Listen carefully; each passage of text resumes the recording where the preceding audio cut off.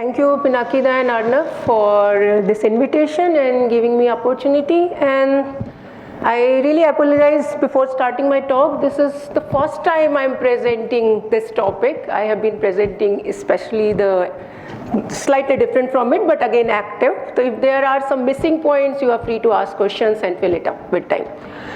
So title is slightly different from as in this given to before, but the content is same. So I'm going to present basically how the active medium is going to induce some kind of effective forces between the passive particles. And in general, if you place some particle in some medium, there are forces, but I'm really going to quantify those and see what is happening. But before going to my talk, I would like to acknowledge the people who has contributed here for this presentation today. So this work is mainly done by my previous students, two of my previous students, Sudipta Patnaik and the Jayaprakash Singh. And actually the motivation for overall this topic started a few years back with the late Professor Aditi Sima and her student Pritha Dolai. And there are other students who are working also in the active matter and financial support from the DST sir. Okay, so this is a very brief outline of my talk. So I'll give an introduction to, because this is the first talk in this, at least for this session on the active systems. I have to give that introduction to these active particles, or maybe the self-propelled microswimmers, which are also called the active Brownian particles. And then if these particles are in collection, then they have a very interesting phenomena which is called the motility induced phase separation, and I'll explain during my talk. But today's topic is basically if I have a mixture of active and passive particle. I am not going to give a very much detail of when only the active particles are in suspension. And then how we are modeling this, how we are modeling this mixture, and then our results, conclusions and future directions. So this slide is taken from a review article, and actually even all this data is obtained from various different studies. I'm sorry I could not put all those references here. I just put this review article here. And there's a very nice review article for understanding the dynamic and steady state properties of active suspension and various different passive particles in active suspension. So this x-axis shows basically a variation of sizes of particle of these microswimmers, which varies from, you can see, from fraction of micrometers to some of the order of few centimeters.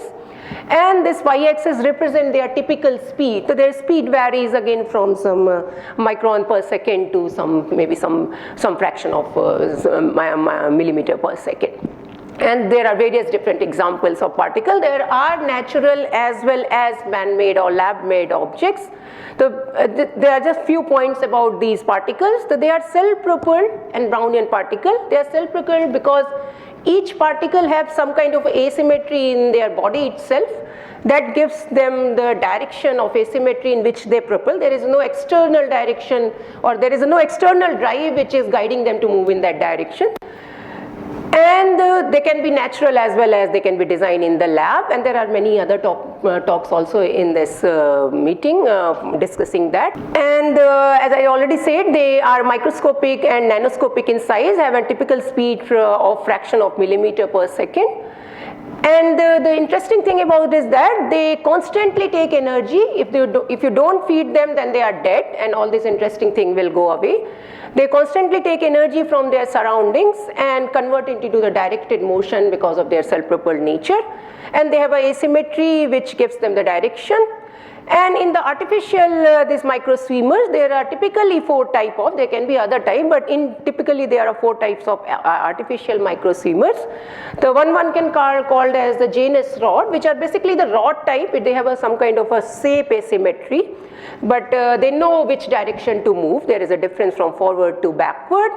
Then we can have perfectly spherical objects like a Janus sphere. They know forward to backward, but shape-wise they are symmetric. They can be also chiral. There can be some kind of a helicity in their rotation, and also the vesicles. And these are few examples. So this slide just shows the variety of systems of a varying length scale and the velocities in this system. Now suppose before going to the collection of such particles, what happens if we have a single such particle, and we can call it the single active Brownian particle. Active because they are self-propelled, and if there is a activity is off, then they are Brownian particle only. So this is just a cartoon of this particle. It has some kind of long axis along this body, and there is a velocity in that direction, self-propelled velocity in that direction. And since it has a long axis, or maybe the direction of this velocity can make some angle with some reference direction that I will call as phi, and this is sufficient to design this particle for modeling purposes or to understand this particle. And this velocity of this particle is actually make it, or the self-propelled velocity of this particle make it active.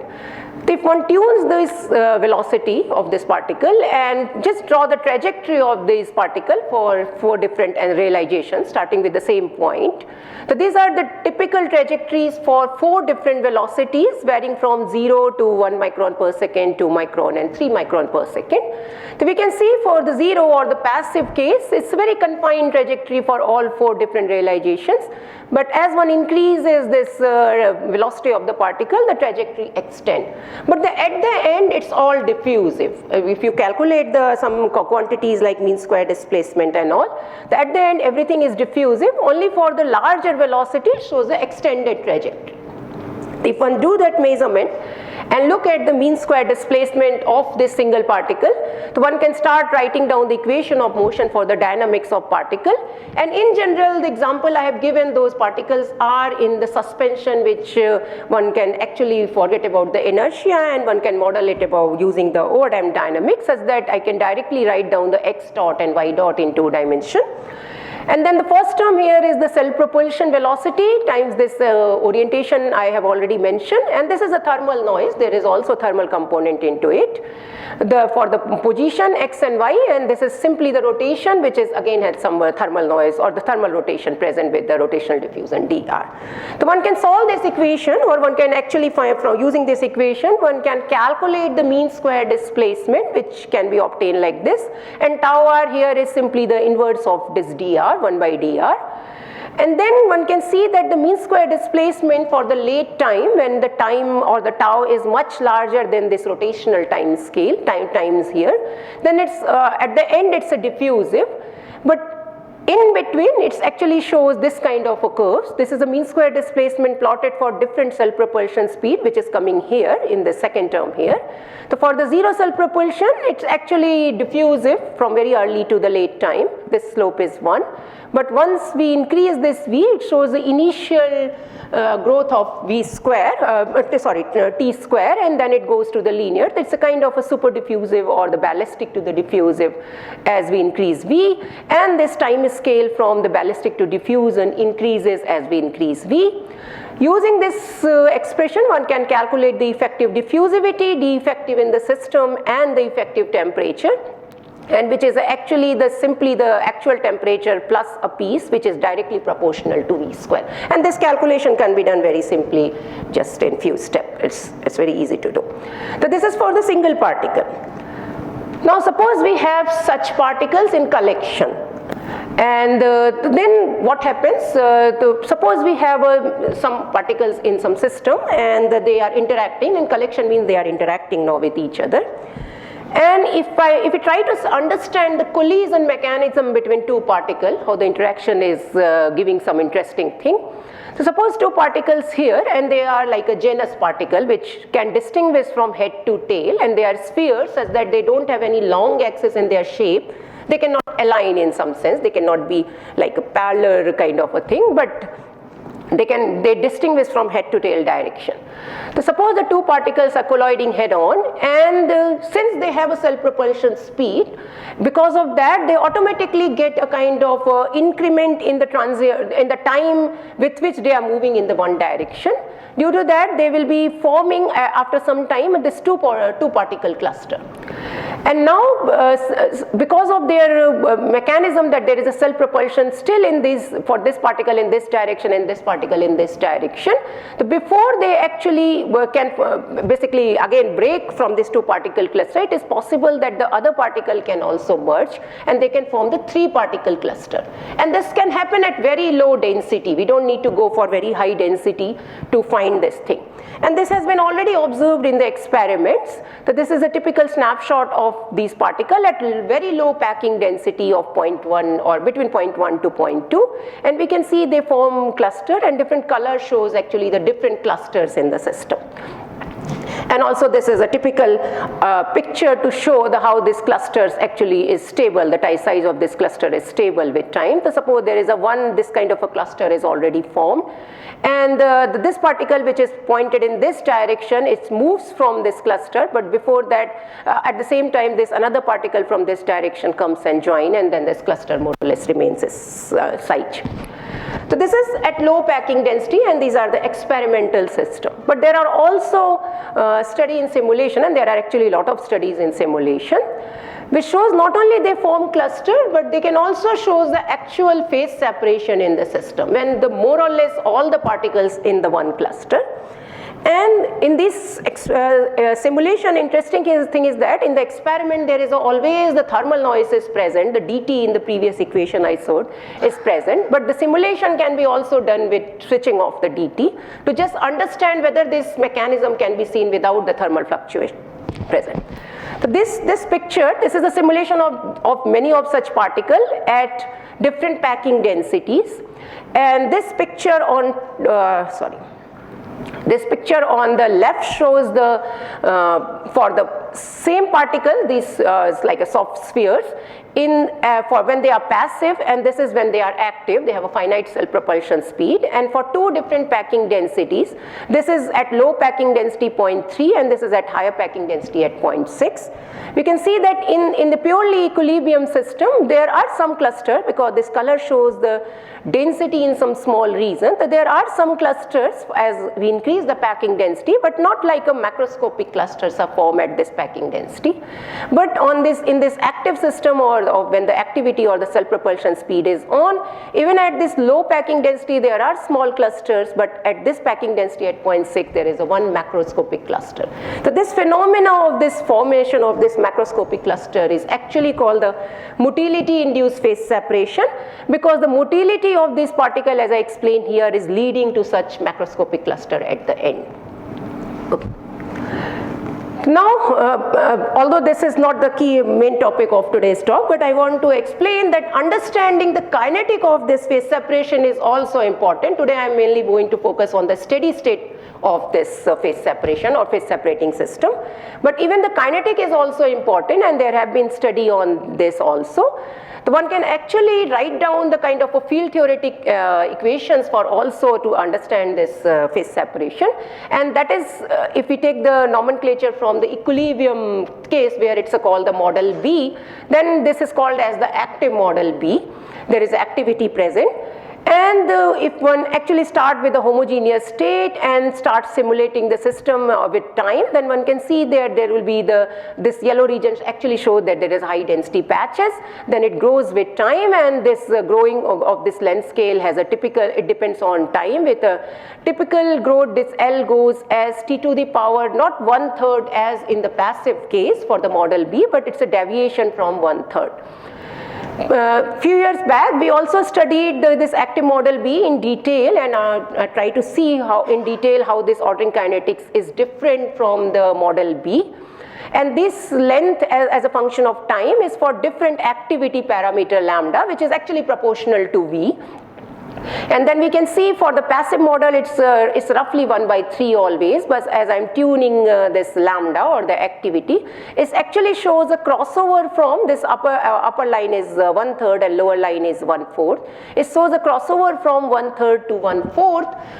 Ultimately at the end the asymptotic growth for this active model B is 1/4, and this crossover time is actually, we have shown that it's algebraically decay with the increasing the activity. If you have a larger activity, then the crossover time will be will come sooner.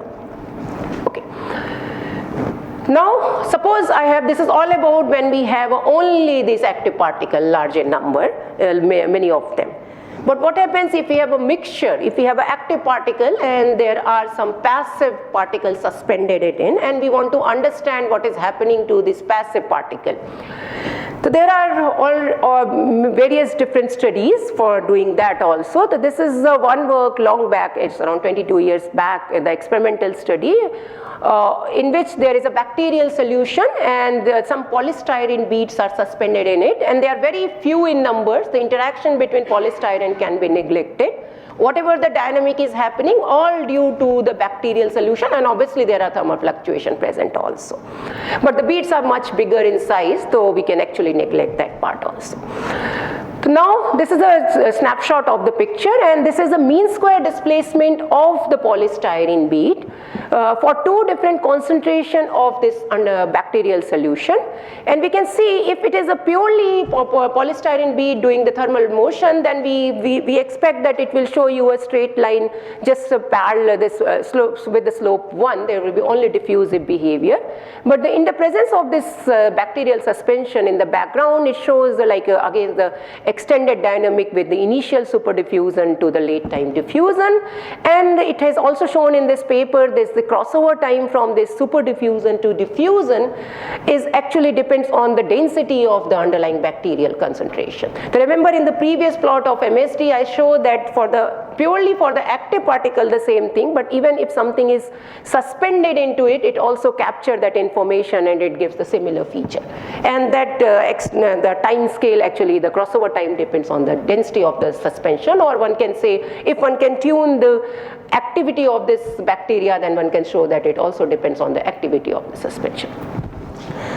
Now, this is like how its dynamic goes on, the mean square displacement or effective diffusivity of this passive particle. But suppose I have only two passive particles, suppose these are two passive rods placed in this background of active particle, which are the run and tumble particle, which is slightly different from ABPs or active Brownian particle, but ultimately late time phenomena is same. So then if we have such a system and just try to understand the force between these two rods for their different separation, and by varying the density of this background run and tumble particle. So this is a typical snapshot at the different separation of these rods, and in this paper it is shown that actually the force between these two particles very much depends on what is the density of this run and tumble particle in the background. Also the similar thing, but not that there are two particles, or we have many of these passive particles in this simulation plus experimental study. So these blue particles are passive, and this red and bright this capsule type of particle are active particle. They have slightly the elongated shape also. And in this system, if one calculate the kind of the radial distribution function of the two passive particles, then one can show if one turn on this activity of these long particles, then we see very different radial distribution function in comparison to if this background particle or the active particles are simply the passive particles. So from this picture, and there are also various other studies also. So from these studies, we can say that first of all that the MST of passive Brownian particle shows an enhanced diffusion in active medium. Active depletion force between two passive particles, it can show that there is a kind of I should not have used a depletion word here, I'll come in the next slide, but one can show that there is a kind of active depletion force between two passive particles in the presence of active Brownian particles, and force can be tuned by tuning the density and activity of these active Brownian particles. Okay, so now that these things actually have motivated us to study this in detail and actually measure whether there is something there is actual this force or interaction can lead to the actual phase separation in the system or not. So we started modeling this mixture of active Brownian particle and the passive Brownian particles. Actually it's not Brownian, it's a passive particle only. The active Brownian particles are only having some kind of a fluctuation or the noise present here. So this is a typical equation for modeling this. This Ri, the first Ri is basically for the active particles, which are shown by this arrows with this red circles. They have a direction. in which they move with velocity v, which is the activity, and vi is a simply cos theta sin theta in 2 dimension. And they also interact by some soft repulsive force. We have taken this the spring force, but one can also take some other soft repulsor like WC and all. And there is no thermal noise present here to just see whether this effect is present even without the thermal fluctuation. And these active particles can reorient their direction with some random rotation, which is given by this eta I. And the passive particles can move only through the interaction. If there is no interaction among the particles, then there is no dynamic of the passive particles. So we need to have these active particles to move around them. If we turn off or if we start tuning this V and go to very small v, the relaxation of the system will be very slow. We have not added any thermal noise to here, just to see that whether this dynamic of only due to the activity of this active particle can lead to the interesting thing. But in the experiment, there is always thermal fluctuation present. So now this is a cartoon of my system, and this force is also soft repulsion. So there is an interaction between active-active, passive-active, and passive-passive, all 4 types of interaction, and there are all of the soft repulsive interaction.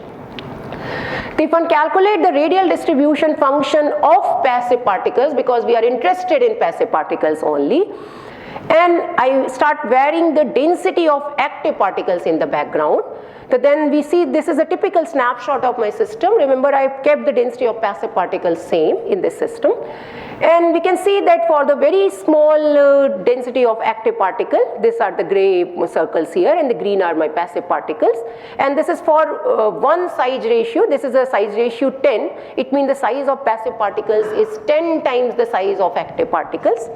So we see this, there is not much interaction between passive particle, and radial distribution function just show the few peaks at the start, but after that it decays to the homogeneous value.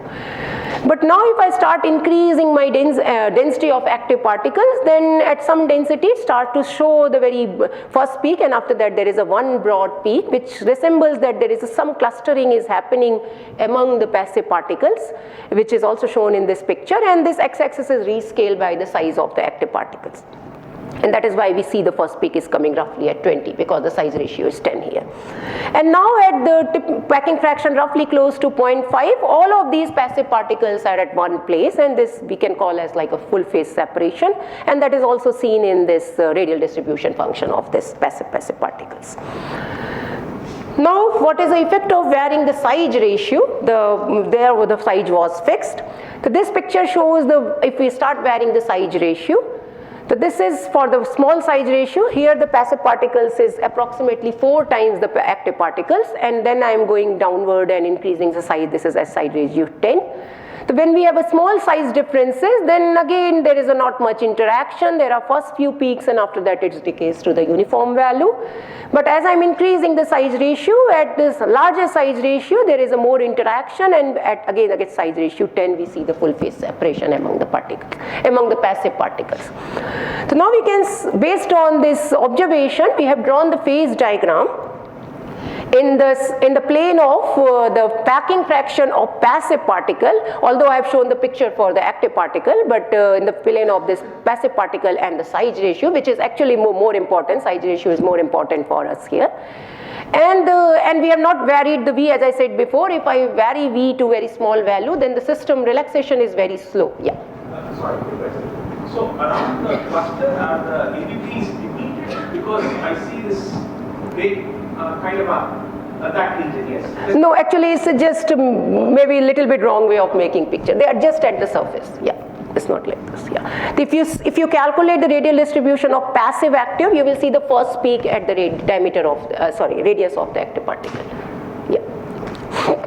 Okay, so we have typically seen the 3 phases. One is for the low size ratio, and for almost for all packing density we have seen there is a almost homogeneous structure, something like this.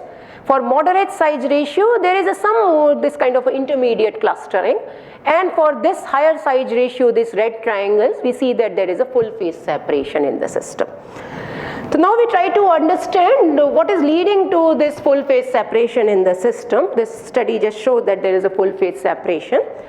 We wanted to understand the force between these two passive, not two only, force between two passive particles in the presence of this medium.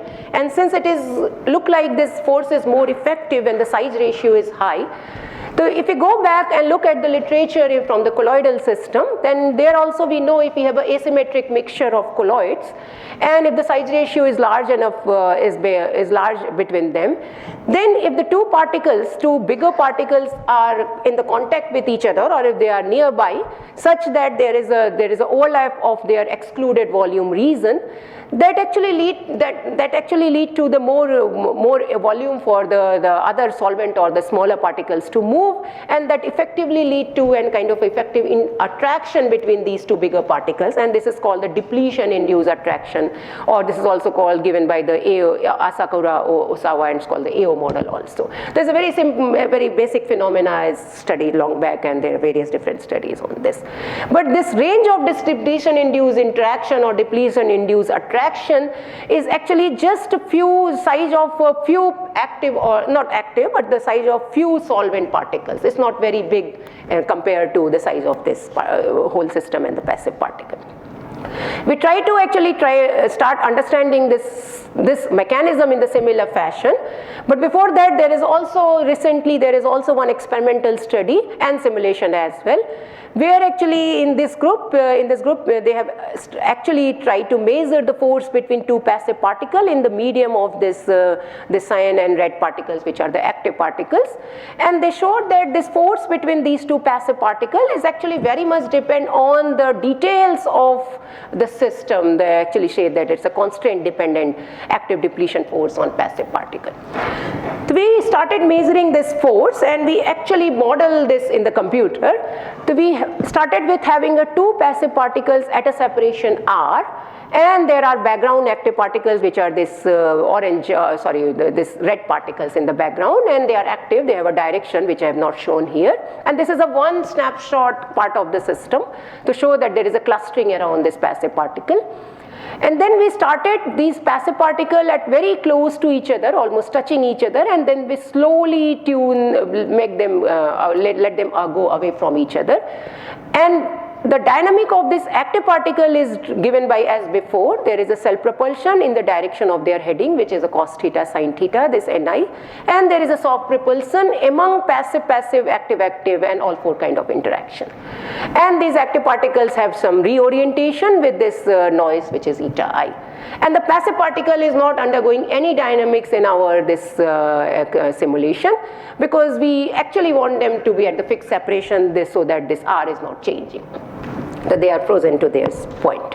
So we actually start with some separation, let the system relax, calculate the force between these two particles, these two blue particles at that separation, and then let again move it to slightly away from each other and redo the thing. And using this, we calculated the force between these two passive particles as a function of separation, and then we integrated it to calculate the effective potential between these two passive particles for different parameters. And key parameters here we varied is the activity of active particles, and now I can vary the activity because I'm not doing the dynamic of passive particle. The activity of active particles and the size ratio of size difference between these two particles.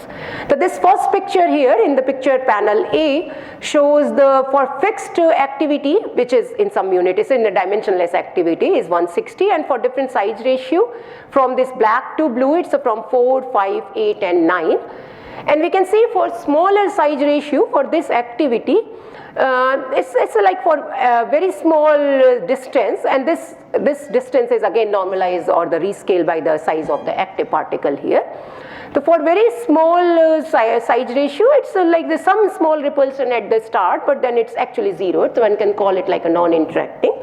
But as I'm increasing the size ratio, this interaction is actually becoming attractive. There is having a big dip here.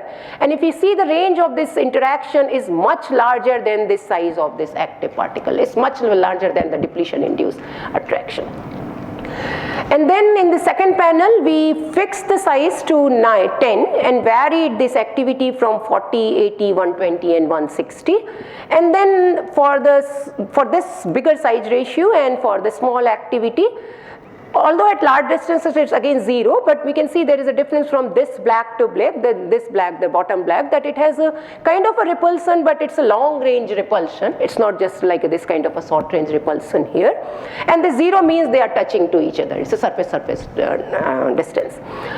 And then as I'm increasing the activity, it's again becoming attractive, and it has a large long range attractive interaction between the particles.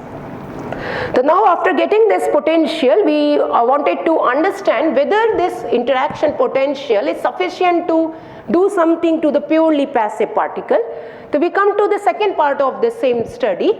So now we have only passive particles, and we have feeded these potentials, the different parameter potential. We have roughly 100 parameters in our phase space.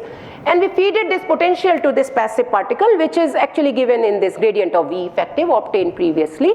And this V effective is a function of size ratio and activity and thermal noise, because it's actually a overdamped dynamic. We want some dynamic in the system. And we started seeing what is happening to this passive particle. Suppose I start with a very homogeneous kind of a system, and we have a very low density of this particle. They are packing density of 0.1 only, 0.1 to 0.2.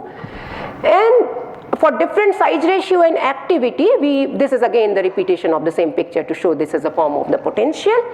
So for all this range of different potentials, what we found, if we start with a homogeneous of this almost homogeneous passive particles, we find at the end we have typically 4 different configuration of passive particles.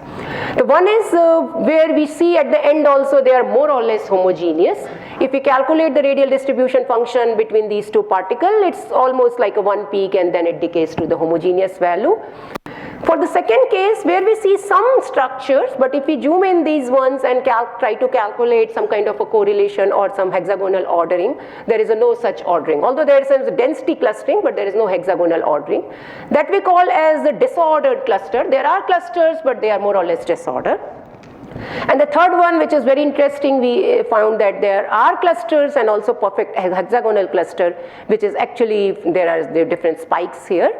And the fourth one, where we see there is not like they are coming close to each other, but there are some structure in the system, and there are different kind of peaks in this system.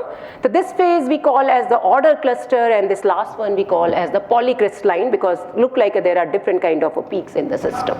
Yeah. No, we are not changing the density. Last one is the same density. So all are at the same density. I don't remember, but it's between 0.1 to 0.2. All are at the same density. It's very low density. So in the last case is some sort of filling the space without any. But they are at a different separation. We have not seen the last one, what will happen if we increase the density. We wanted to, but in this study we have not. No, but let's say when you supply this effective potential, so that the depth or the minimum of the potential sets up the scale, right, basically. Yeah. And then The last one is not obtained for this potential. I'll explain for which one is obtained for which one. The last one is a different thing. No, last one is actually for this black curve, which has a short range repulsion, long range repulsion. Yeah, okay. I'll come to that. Yeah, I'll come to that. Yeah, thank you. Okay, so now whatever we take, whatever this SNV we take, and by feeding all this potential, we always found only these 4 phases. We have checked, and basically for this kind of this first black here, we find the disordered one.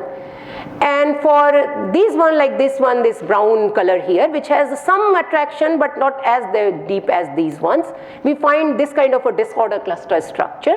These order cluster are basically we have where the large depth in the potential, and this polycrystalline phase which we are calling is actually where we don't have any attraction, but there is a long range repulsion in the system. So we have 4 different, we are not calling it phase because we have not characterized in that manner, but 4 different structures in the sample finally. So now this is the shows that if I feed these potentials, then we get the 4 different structures in the system. So now we try to characterize in detail or other details of these structures. So if we calculate the cluster size distribution of these clusters, and using this cluster size distribution, I can actually calculate the average size of the cluster, this M here, and if I plot it as a function of size ratio on the x-axis for different activity here, by increasing from black to this blue, I'm increasing the activity. So we see that for the this average cluster size is actually is very much depends on the activity, and which we have seen in the previous plots also. There are clusters and where they very much depends on the activity, and for each of these activity there is a like a cutoff, or there is a kind of a critical size after which we see that there's enhancement in the average cluster size, and if you plot that the critical S as a function of activity, then it actually decay by increasing the activity, which we can see from here also. So this is about the density cluster. But suppose I start to measure the structural ordering of there is a HCP structure or not for the different curves. Then this is a plot of size 6 order parameter, hexagonal order parameter, as a function of size ratio, and that we see that doesn't show very interesting, not very much dependence on the different activity, and that is almost flat. There is it's almost increases for the all activities. The critical S is almost same for different activity, and this table actually shows the typical numbers of these two parameters, the average cluster size and size 6 for 4 phases. So this error bar is actually for a different range of S and V varied, where we find these 4 phases. So for disorder cluster, this number is very small. I don't know whether it is visible or not, but I'll read. It actually goes from the average cluster size is just 8 to 12, and the size 6 is very small, 0.05. Then for the disorder cluster, we find it's roughly of order of 75 to 80. And the size 6 is again small, 0.3 to 0.4. For the order cluster, we see the cluster size is much bigger, of the order of 200, and the size 6 is also large, it's of the order of 0.7 to 0.8. Yeah, and for polycrystalline, we see the cluster size, and here we have actually changed the distance criteria for measuring the cluster size because they form some structures. This from 140 for the M, and for size 6 is of the order of 0.63 or so. So we have found 4 different structures, disorder one which is for the small size ratio and small activities, disorder cluster for large activity and moderate size ratios, polycrystalline for small activities and large size ratios, and order cluster for large size ratios and large activities. And this is again to remind the 4 structures I've shown before. So now we first calculated the potential, and then we feeded that potential to the passive particle, and then we try to see what it leads to.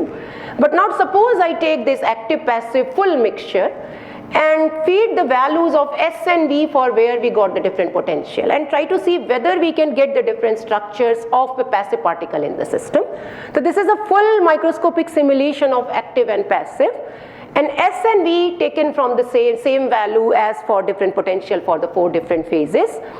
And this is for the first case where we found a disordered structure, which looks more or less disorder as we have found before.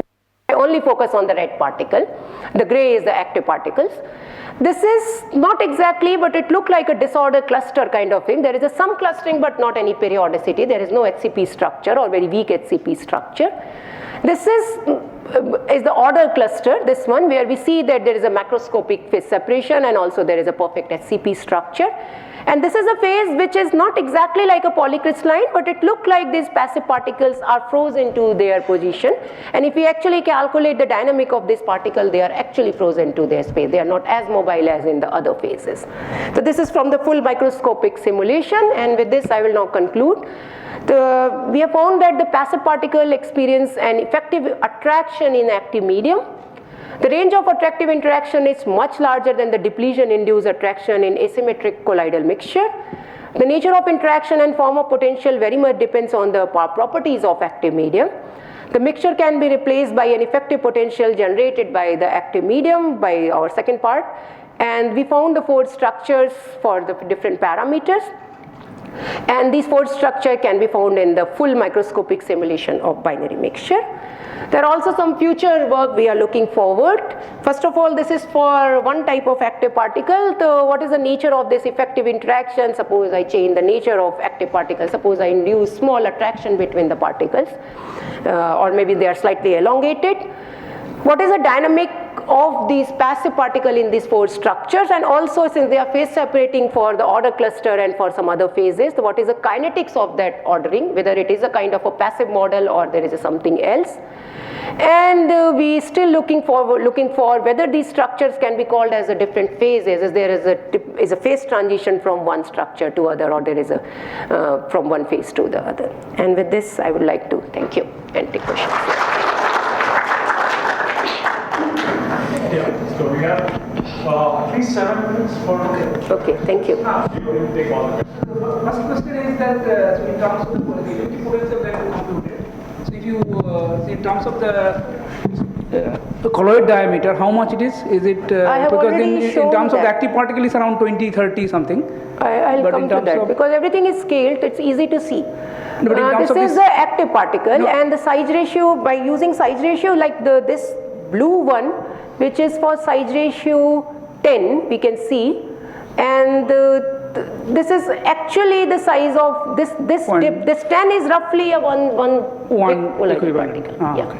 So the second question, if I may ask, is that in the one of the 4 structures out of that, so you have one structure which is crystalline, but it has arms. Branches, yeah. Branches. So you have some understanding of This why the might branches be, form? yeah, this might be because our potential has this kind of attraction. If it is in this range only, we have not plotted here, but it is actually 0 after it. If it is in this range, only they can feel the attraction. Otherwise, they are No, but let's non-interact. say, typically if you have in a passive scenario, if you have this kind of much less density but lower temperature, then you are going to form a crystal which will be more circular. More circular. yeah. But because of the I don't have a much the surface understanding, but what I feel that now this one particle in this branch is non-interacting with this particle here. That might be one reason. but But I don't know. is it evolving further or it remains like that? It evolves, but more or less this branch is very stable. This branch is very I stable. should not continue. Yeah. This branch is very stable. We'll go in anti-clockwise direction. We'll come back. Hi. So how is it different from like a depletion interaction kind of stuff? Like if mixture of 2 passive particles and there is a size difference between them, they will also form cluster, right? So how activity is playing part? So suppose like if the size ratio is same in the active and the passive mixture, will they form cluster? No, they will not. That is your more or less this one where the size are comparable. They are not forming cluster. The potential is almost non-interacting. The size ratio size matters. ratio, like, size should be ratio there. matters, and activity also matters. So kind of activity is enhancing this depletion Enhancing kind it, of. yeah, enhancing it, yeah. Thanks. So Rajesh and then Madan will come. Yeah. A very nice talk. Thank you. So, a couple of questions. The first thing is, have you tried looking at the concentration dependence of your active particles, keeping the size ratio fixed? Does it have like a trivial dependence that you see with conventional depletion interactions? We have, but not systematically, but increasing activity enhances this. Yeah. So, if you calculate the depth of the potential, does it scale with concentration? That in that manner we have not, but we Okay. are looking forward for that. Right. And the second thing is this length scale over which you get this attraction getting scaled up. Is there like an intuitive picture that you have as to why this happens? We don't know, but first of all, you can also see, our potential is not very smooth. Suppose we want to do any fitting, and this data actually takes lot of time to generate. No, I agree with you, but Yeah. it is clearly much longer Yeah, it range has, than it has. right. So if you were to think of some length scale that comes due to the fact that you have activity. Actually, I feel is a length scale is one major length scale, as the Smarjit was saying, is the size ratio of these 2 particles. So one can get some kind of, not exact scaling, but there can be some kind of dependence on that size ratio of these 2 particles. But no, other than that, I don't know the answer right now. Yeah. Yeah, Madan has a question. Yeah, thanks. Yeah. Nice talk, Shraddha. But I thought you might want to compare it with some analytical work done by Kafri and Karda. Actually, I was not able to understand that much. That is not because this is the first time I was presenting. Yeah. I will keep it at next So time. because they have calculated using a multiple expansion the Yeah. effective force between 2 passive particles embedded in a sea of active particles, and then they show that crucially that it depends on the shape of these. Okay, yeah, sure. Next time I'll. Not surprising because the pressure. No. I knew. I knew yeah, that yeah, work. yeah, I knew. yeah, But yeah. And the other thing is these passive clusters that you see. Do they sort of eventually break up, reform? Yeah, they do. They have some statistics. Like the finally whatever I showed is the macroscopic one in the last picture. It's not like they are always like this. They have dynamic. They form and break. So that would be very interesting too, because normally in conventional phase segregation, big clusters is thermodynamically very expensive to break them up. No, but these clusters break. Do. Actually, getting this completely phase separated is very different. If you have some 500 snapshot, only 10 to 15 will have some. So it turns out that there's some similarity between this and the fluctuation dominated FDR or FDL. Fluctuation dominated long range order. Yeah. So they like this structure out of like say 10% time only, or maybe less than 10% time they are like this. Otherwise they are. There was one more question. Yeah, please. One small question. This is again regarding this effective interaction. So you talked about this long-range repulsion. So do you understand? Did you try to fit the form of it? No, we have not tried to fit any of it. Any of it? Yeah, any of it. But one can try. But we have not tried. Because earlier we tried to look at this thing in the passive scenario. Okay. And so there we had this one so in the context of hydrophobic collapse. Okay. So there we find this 1 by r to the power 4. Okay, I'll check with that one. Yeah, I have not. Right now we are looking. But I'm not sure means things can be drastically different here. Okay, I don't know. I can check that. Yeah, I can check. Thanks. Yeah. So I have a question.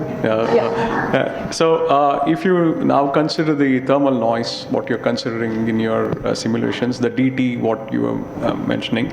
So if you systematically kind of change this, would you also see some ramification on the assembly and also the processes? By for example, tuning DT, you are saying? By tuning DT, because for example, why I'm asking this is if you induce this activity through a thermal kind of perturbation. One can actually, one can do that. Would you also observe this? Because I assume you are actually taking the activity more from the viewpoint of, let's say, a chemical, like a Janus particle under some particular.